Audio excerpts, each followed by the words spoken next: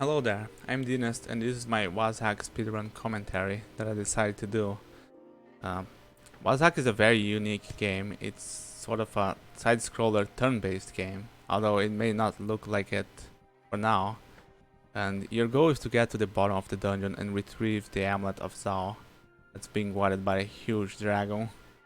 So to get there, basically we pick up Rogue because Rogue has the belief he can solve any problem if he thinks hard enough.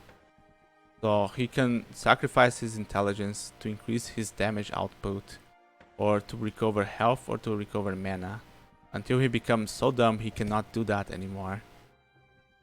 And a speedrun of this game, you have to get a lot of stuff. And you're gonna see me level commerce first because I'm trying to find a shopkeeper so I can get a better deal from him. And I have things I wanna sell, like potions of blindness that you start with, which are pretty useless. And I need money, and I need the shopkeeper to be selling me rings, because I'm looking for a ring of fire resistance. And you saw me go through a sewer there. Sewers are pretty good. They give gold and sometimes they give a jewelry. So that could be the ring I'm looking for. So that is other thing. The other thing we need is a port of stone, which can be any blue or orange gem. So I'm gonna be picking those up and then dropping them on the ground to see if they activate later. And we need to get one as soon as possible because we need this port of stone to come back after we get the amulet. The other thing we need is a book of teleport away. This game has several really good spells. I'm mostly trying to find for a book of, like, mainly the book of teleport away, but if I can get a book of haste self, it's pretty useful. If I can get a book of restore abilities, it's also super useful. You can kind of know which spell is each book by looking at the drawing on the book and how much time it takes to read it. Like, this one looks like it's teleport away, but it's actually it's wizard lock. They have a very similar reading time and they both belong to the Book of Dark. But that book unfortunately is cursed, so I cannot memorize this spell. I have to find a way to remove curse. Which is why the other book I'm usually looking for is Absorb Curse, which is in the Book of Death. But unfortunately I did not get those. Instead I got Drain Life, which I had no reason to read because it was painfully obvious it was Drain Life by the time it takes to read the book. And the other thing, it's not necessary, but I really like to have, is a Cloak of Invisibility that I found some time ago. It's the only equipment I will equip without identifying, because it doesn't have the potential of ruining my run. Like, this game has several items that are very useful. Like, you can get Boots of Speed. The problem is that instead of getting Boots of Speed, you could get a Cursed Boot of Levitation. And then you cannot get items from the ground and the run is pretty much over. Here you saw me clear at Cobalt Shaman Door. Those are pretty good. They drop a bunch of scrolls, they drop books, and they drop wands. That is where I got the Book of Teleport away. At the same time, it's kind of bad because it costs you a lot of time. You are now just gonna be going through all this loot I just got and see what I want to identify, what do I want to read to see what it does. I mostly just try to read and craft anything that has a stack on it, so I can identify it by using it, and then I have another one to use.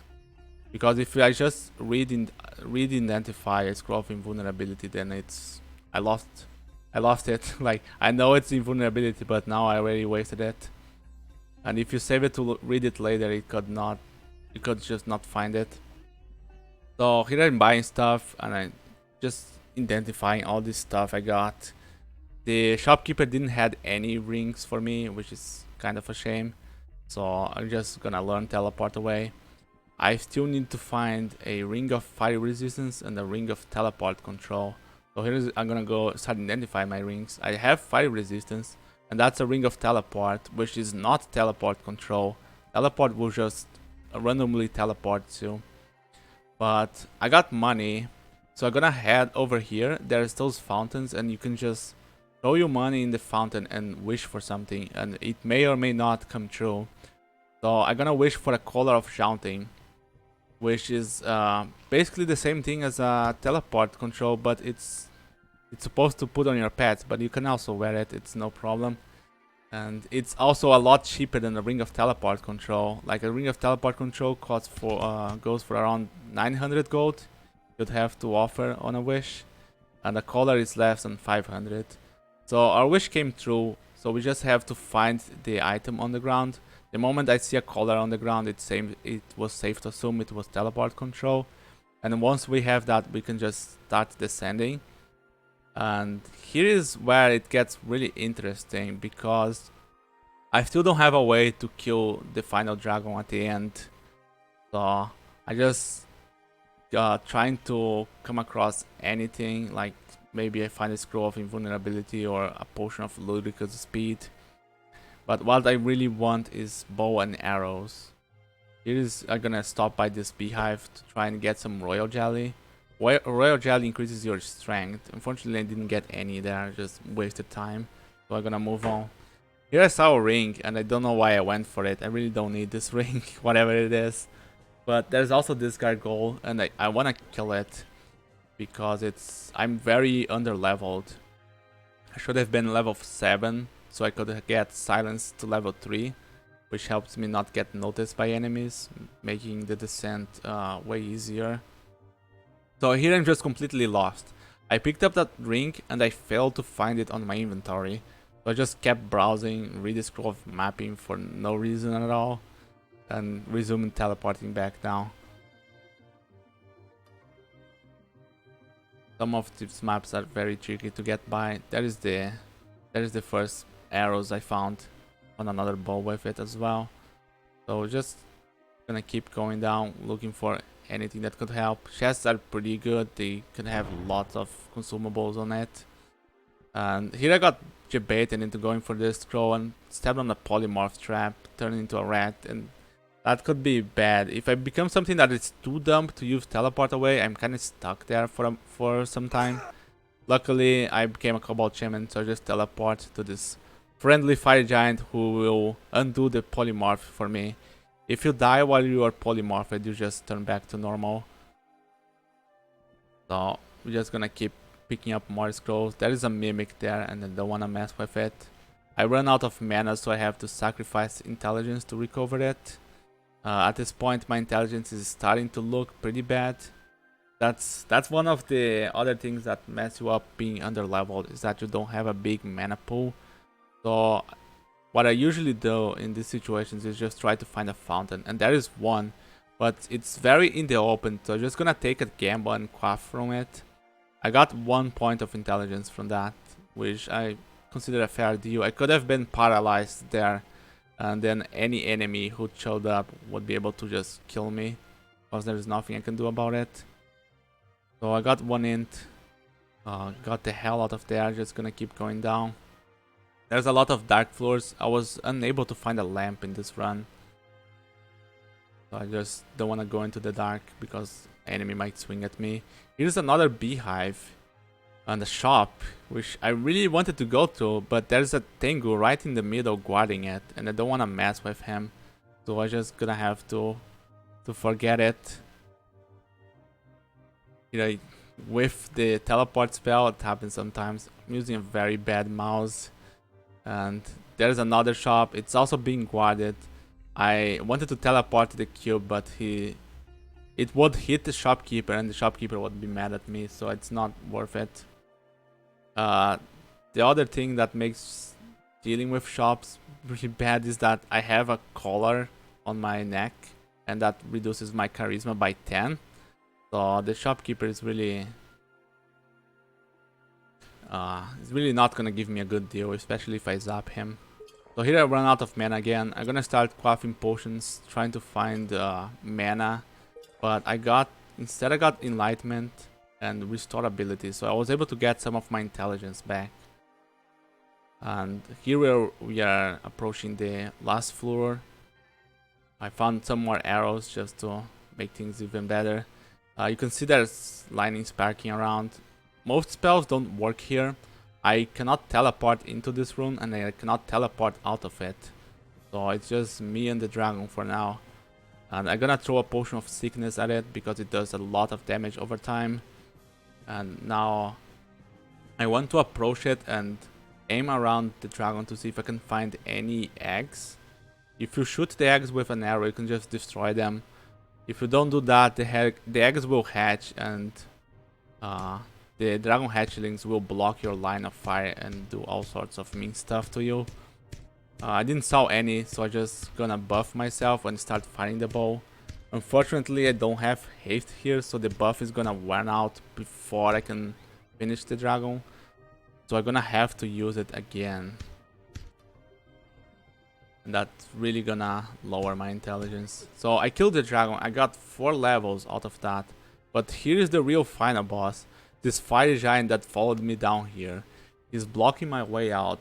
And I leveled up Larceny so I could try to steal his weapon.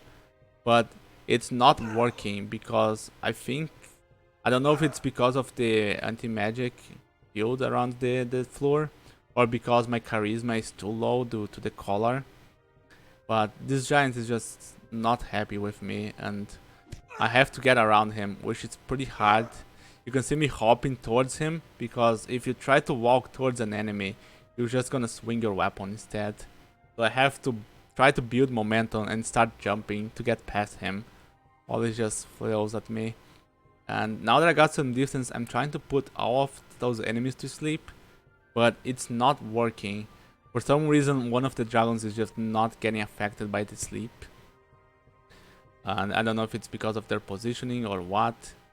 So I just wasted all my sleep potions and those guys are still blocking my way. I no longer have my damage boost. And this is just a huge panic. And I'm just gonna start reading my scrolls, trying to find invulnerability. There is teleport, it doesn't work here. There is repair armor. There's destroy armor, there goes my cloak, and there's invulnerability, but it's cursed, so it's not gonna last. But while I was browsing my inventory, I finally saw and remembered that I had a wand of death, and that I could have solved this problem long ago. Although the dragons are not having any of it, but it's okay because the dragon hatchlings don't do a whole lot of damage. They just have a very mean fire breath, but I'm fire immune, so it doesn't matter. So I'm just gonna grab the amulet and the wand of wishing and leave. Now, what I want is to get an orange portal stone. I got dropped the stones I have, but they are not it. So I'm just gonna wish for one, and that's gonna allow us to return to the surface. So this is we're pretty much in the clear now. We're just gonna remove curse and equip our amulet to look fancy. I don't think you have to do that. And we're gonna teleport out of here. That's it. GG's. I enjoyed a lot speedrunning this game. It's very interesting. It's a lot different than playing the game normally. And despite all the RNG that makes you have to reset a lot to get a run going, I still like it doing it. And stuff like that fire giant. That fire giant costed me 2 minutes just because I did not know how to handle it. And I had the tools to handle it, I just didn't remember to use them. I just had to zap him with the Wand of Death. But I forgot I had it. And that's what makes it interesting. You just have to start thinking really fast in a turn-based game. So it really changes how you play those types of game. And I'm gonna be looking for other games that speedrun like this, because I really enjoy doing that. So thank you all for watching. Have a good day.